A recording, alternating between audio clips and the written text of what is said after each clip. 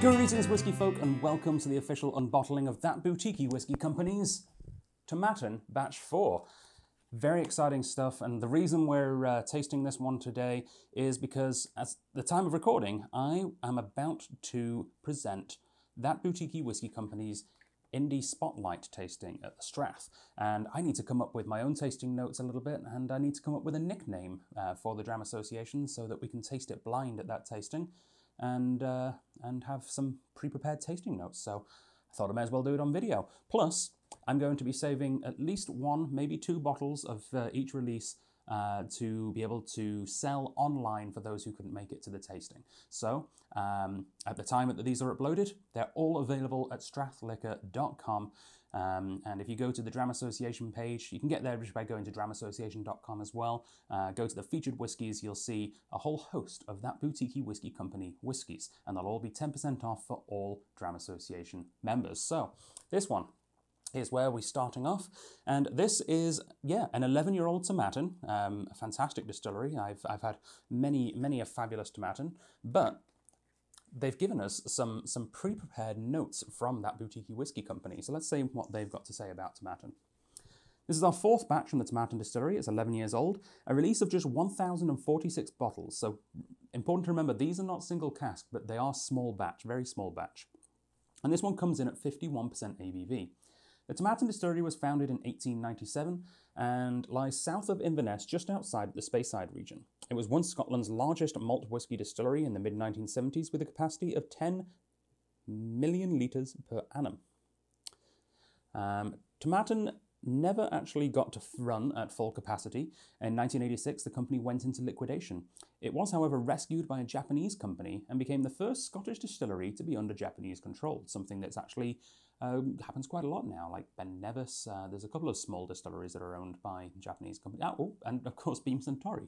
They own, Lefroy, Auchentoshan, Bowmore, a whole bevy of Scottish single malt distilleries. So yeah, it started a trend, Tomatin did. The bulk of its production was shipped to Japan at the time, and it wasn't until 2004 that it was available as a single malt under its own label, something that we've had pretty consistently available at Strath. Its name comes from the Gaelic for hill of the bushes, tomato bushes maybe, I don't know. The spirit is intense, high-toned and fruity, and its oldest expressions move into the realms of tropical fruits. There has been a recent shift in emphasis from bulk supply to single malt, as well as supplying malt for their Antiquary Blended Scotch brand. So about the label on this one, That Boutique Whiskey Company is all about crazy labels. It's a certain art style. It's kind of graphic novel-esque.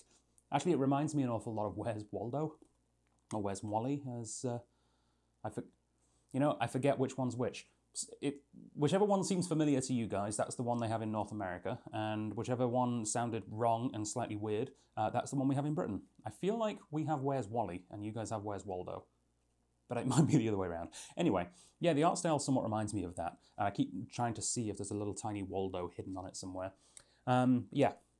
This one, sometimes they try and hide clues into the whiskey if it's an unknown distillery and they have little whiskey in-jokes. This one's just a straight-up bad dad joke. It's, Tomatin sounds like tomato, so there's the tomato drinking whiskey in a tomato field. Let's see what it's all about, shall we? All right. Oh, the foil started to come off on the lid, so I think I'm going to have to take that all the way off before I actually,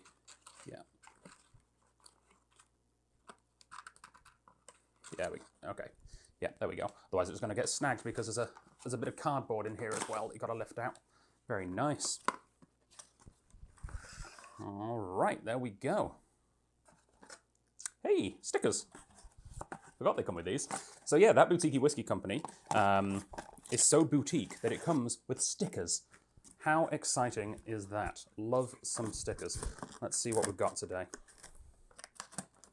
I don't know if they're all standard or whether there's like a different sticker packs you can get. This is batch 1, so there might be different ones.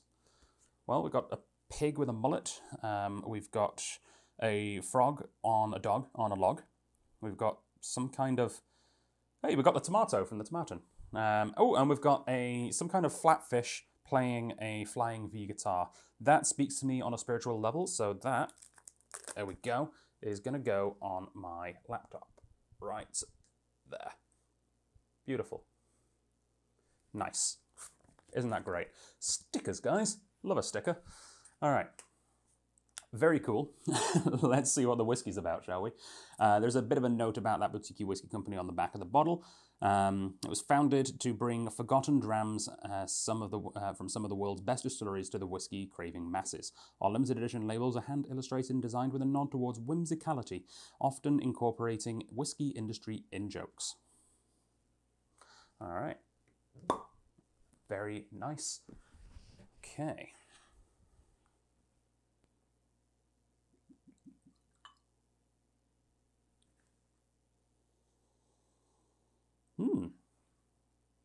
It's like there's a certain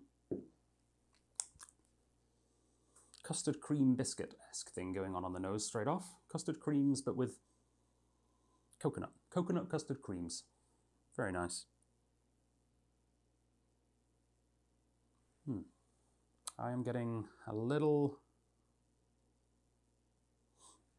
lemongrass.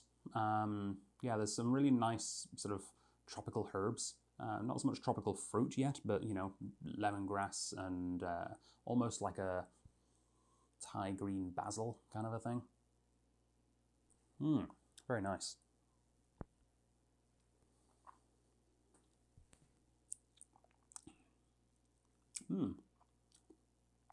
Citric. It's got a nice pink grapefruit thing going on the palate there. Very nice. Really nice.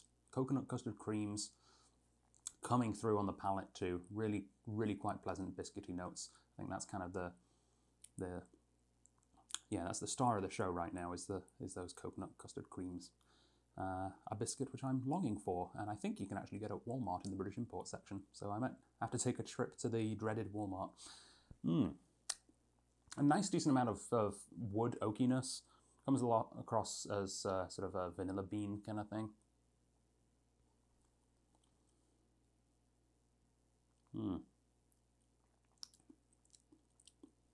Very nice. Yeah. Top stuff. I think this is going to find some fans out there at the tasting. If there are any left at the time you're watching this video, the regular price on this fantastic 11-year-old, was it? Yeah, 11-year-old Tomatin. Individually numbered as well. This is 829, which is kind of cool. Yeah, really, really cool whiskey. This is available for, oh wow, a pretty damn good price.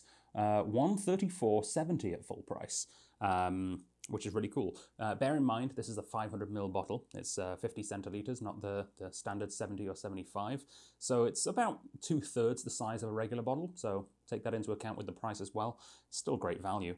Yeah, I mean, I like these smaller bottles because, as you can see behind me, I've got a lot of whiskey, and honestly, I don't necessarily need 75 centilitres, 750 mils of every whiskey that I buy. I like variety, and if I can get smaller bottles and they still look good on a shelf like this one, I'm down for the 500ml bottles. I think they're a great size, and it means that I'm able to get more different whiskies. For the same price, I can get, 4 different whiskies instead of 3. That's great. I like variety, and I think that's a great thing. It's also fantastic value because, of course, that's the full price. Right now, for the next week at least, all Dram Association members can get this at 10% off because it is a featured whiskey, and that means that it goes down to, wow, $121.23. $121.23 for an 11-year-old. I believe cask strength, maybe not 51, but it could go either way, but high proof at least. Small batch Tomatin. Top stuff. We'll see you at the next one.